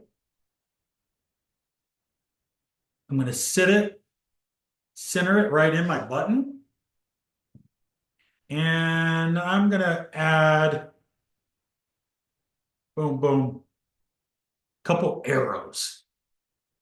I also want to reduce the width of this thing because it just doesn't need to be that big. Whoops. It needs to be bigger than that, though. Okay, there you go. That's a nice size button.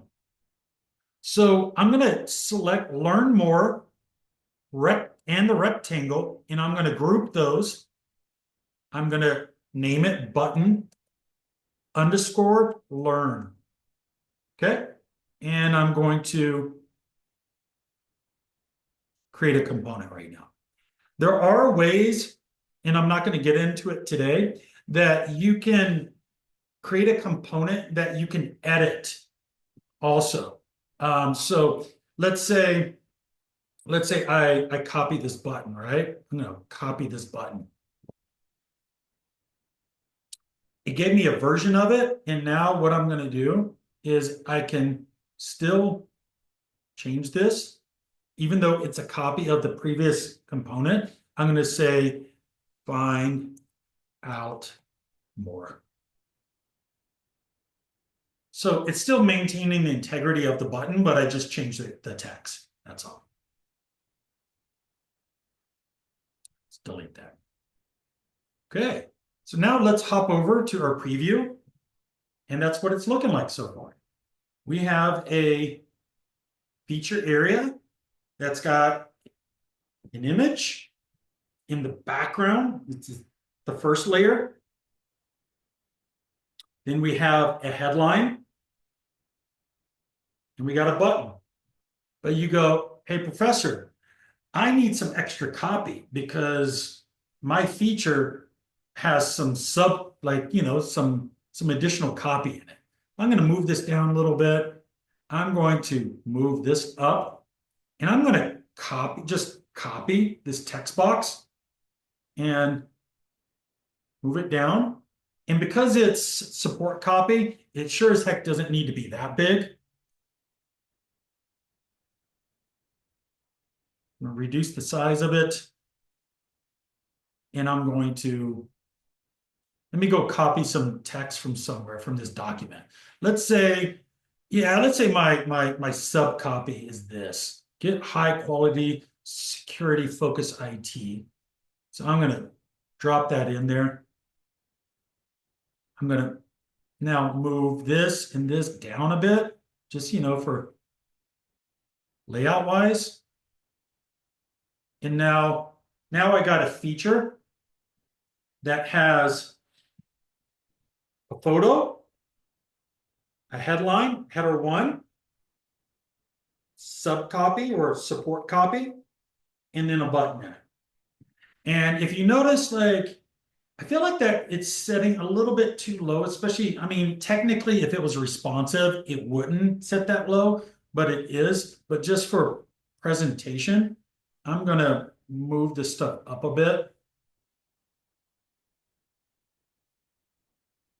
I'm also going to, adjust my line height of this header because I feel like it's just way too big. It defaults at, it's saying 64, so let's see what 50 looks like. 50 is way better. Look at that.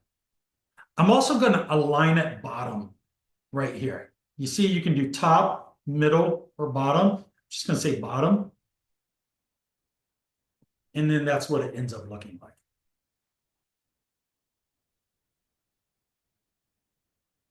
So, done a lot. I've showed you guys how to create frames, create projects, create a basic page with columns and sections to it. I've showed you how to import icons and vector icons and logos from Illustrator. It's really simple by just making sure that you expand on it and make it a shape, and then copy and paste it, and then you can edit it. I showed you how to make a sticky nav with a light background gradient to it, a menu icon. And on Wednesday, I'm going to show you how to do a interactive menu where you can click on this and it'll create the menu overlay. It'll be cool. And I'll also show you how to do a rollover for a button if you feel so inclined. But this is basically I designed my client's webpage for you guys, and it's done. Now I don't have to do any more work. It's a Yeah, it's win-win. kind of cool. Yeah, it's a double win. I even chose my font. I like this Able font for this logo direction. And so that pretty much is a win for win, right? I did some work for a client and I was teaching you guys at the same time. But I hope that was helpful. Question? Sam, did you have a question? Oh no, okay. No, it was just really helpful. I appreciated seeing that. Yeah, absolutely. I got a couple of people in here saying helpful. That's good. That's good. So I hope that for those that have been maybe struggling a little bit with the learning curve around Figma, I hope that kind of gave you a little confidence and help you understand that just with a little practice, you can get to this at least the basics here pretty quick for this phase, for this visual design, and do it in Figma, where you can have a basic prototype like this that you can present at the end. Cool? Yeah, I think it's cool. I mean, we could have also, I'll even show you, because we got a couple minutes here. We're going to show how to import a video right here. Okay, so we're in our hero section. We're going to go to our objects, image video, and we're going to find a video over here. So give me a second. We're just going to go to my website, support. Where's one of my videos? Oh, here's a GIF. I could import this GIF. Check this out. So watch this.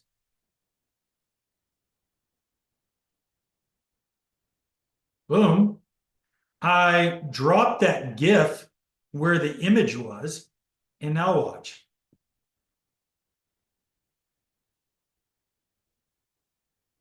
Look how easy that was. And now what I could do is I can darken it up. So I'm going to double click on that GIF. Let's see here. It's saying fill, so that's too dark for me, or it's not dark enough. I need for that GIF because readability, right? I can't read my text. So something, let's say I want that, but I need for it to be appearance. Let's say we're going to create a rectangle behind it. Give me a second. I'm going to draw it all the way to the top.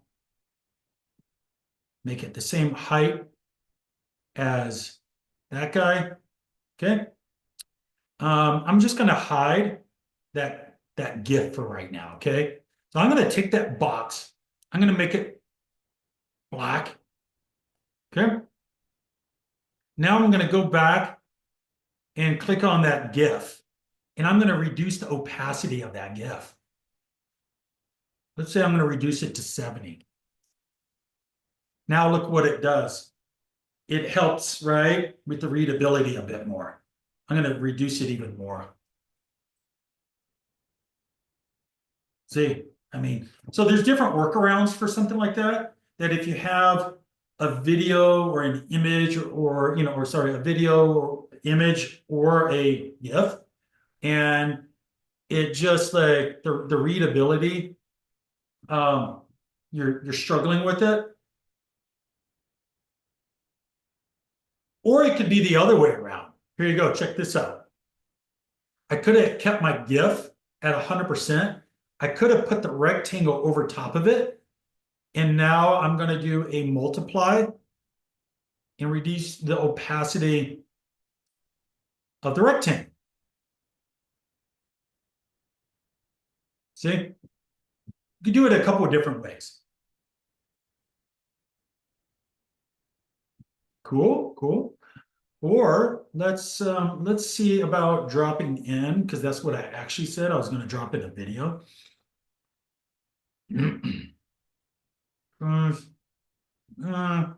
Let's go to work. Let's go to APX. Do we have? Yeah, we got this video here. No, that thing's too big. Hold on.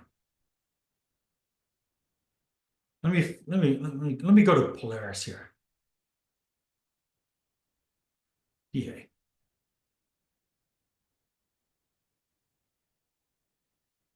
No, here you go. Here's a nice moody image or video.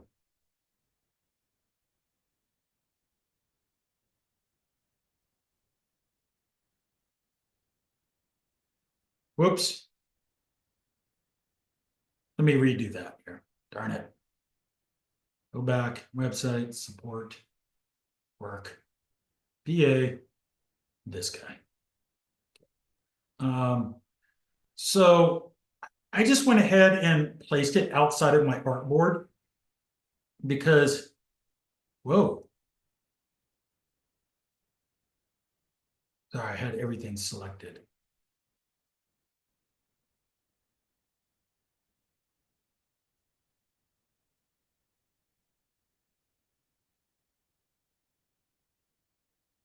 Hold on just a second. Something got moved. Give me a second here. Oh, there it goes. Okay. Got it. Okay, I'm going to drag that. You see how I just dragged that whole video into my hero section? And now I'm just going to resize it a bit. And move it. Whoops. Make sure it's the full width. And then I'm going to center it.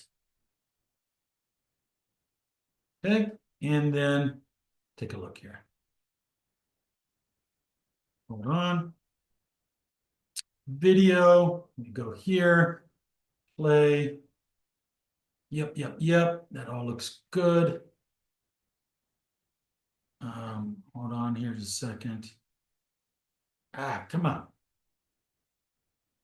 There you go. And give it a second, and then there you go. You see? So now I got the video in there. It is behind that rectangular box. But if I didn't want it, I could have just turned that off. And then maybe like, I'm going to take the button and all that copy, and I'm going to move it up kind of in the center. Just for placement. And I got a background video playing that is in my feature area. Cool. Pretty simple. Not that hard. So, all right, I'm gonna delete that video just because it's killing my file size. And move these guys back down. We're gonna move these guys back down. And then I'm also gonna go grab that image again. Let's go back to JCMR. Brand support. Where is he at? There he is. Boom. There you go. Yeah, there you go. So it's just kind of went. Cool. So I just showed you how that you can import GIFs and basic animated GIFs like on my website, or you can import that video. But image-wise, it's best. You definitely can't necessarily import a Photoshop file, but importing JPEGs, PNGs, GIFs, you can import those. You can import a dot movie format. You can do that. So there's quite a few different file formats that you can import in that are also easier to work with. Another thing to consider, everyone, please pay attention to this because a lot of students make this mistake. Size your imagery appropriately for web. That means don't make it 300 dpi CMYK TIFF. That doesn't work as a web format. Web images or website images are only JPEGs, PNGs, GIFs, or an SVG. Or sorry, not SVG for an image. But for images, it's only JPEGs, PNGs, and GIFs that work. And make sure that you are saving them out appropriately. So I'm going to show you how to do that real quick. So you don't end up bogging down your file with high-res images, because that'll slow everything down. If you've dropped in a 300 DPI high-res photo, it's going to start slowing everything down. So you want to optimize your imagery. So let's do that real quick. I'm going to show you how to do that. All right, so this is some of these images here are images that, come on, Photoshop.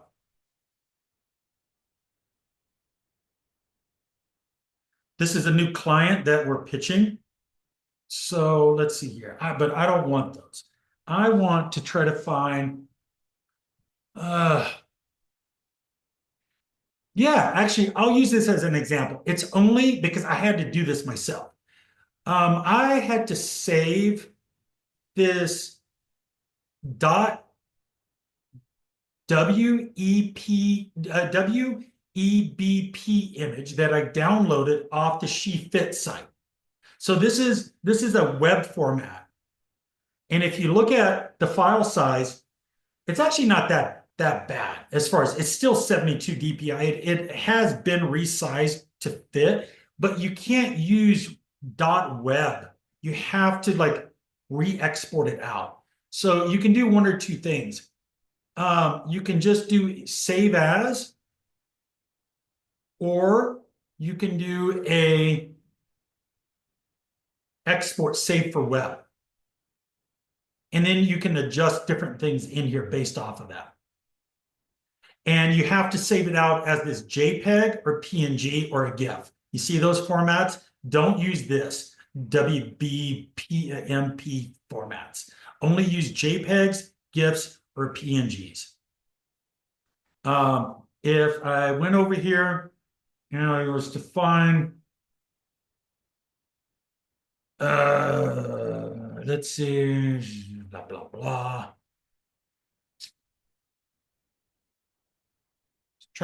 Let's try to find a really big image here. I don't know if I'll have any. Phantom. This is pretty big. They are JPEGs.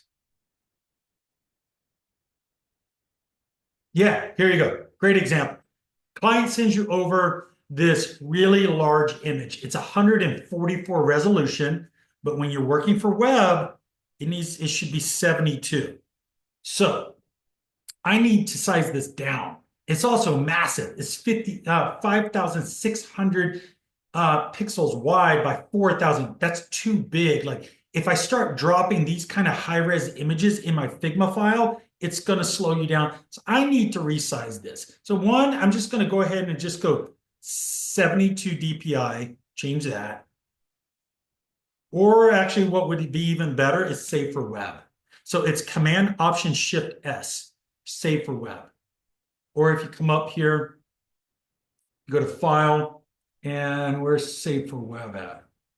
Export, save for web, right here in Photoshop. Okay? So you go save for web. It opens up this window. I want to embed the color profile because I don't want to change the color. The client has sent me an approved image I can't mess with. But what I am going to change is I'm going to optimize it and size it down. It's just way too big. It doesn't need to be 4,000 pixels high. I'm going to reduce it to 1,600 pixels wide. So look what it does. It just reduced the file size to 2.29%. Or 2.29 megs versus what it was, show you here. At its original size, sorry, real quick, let me reduce it, 1,600. It was originally 2.29. It's going to reduce it down to 463K. That's a massive file size reduction. Because if you start dropping in 3 megabyte like megabyte files in your Figma file, it's going to start slowing everything down. So just, if you got high res images, go ahead, open it up into Photoshop, do a save for web, reduce the size. You can also change up here the quality. I usually keep everything at high. Just keep it at high. It's about a 70% or 70 on the quality level. And I reduce the file size big time. And then I can just go save. And I'm going to say Scotty Cameron Putter 01 small, whatever, right?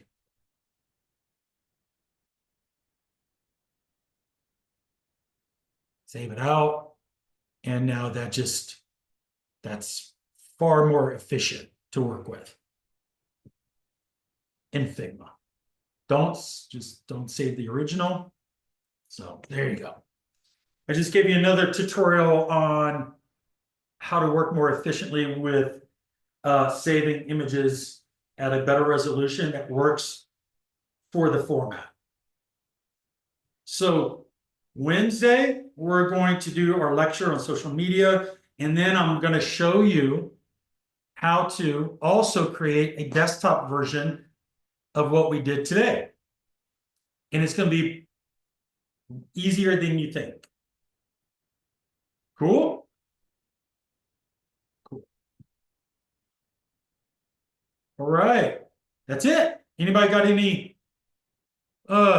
questions here? We got 1 minute left. Let's see a bunch of stuff in here. Well, thanks. Great.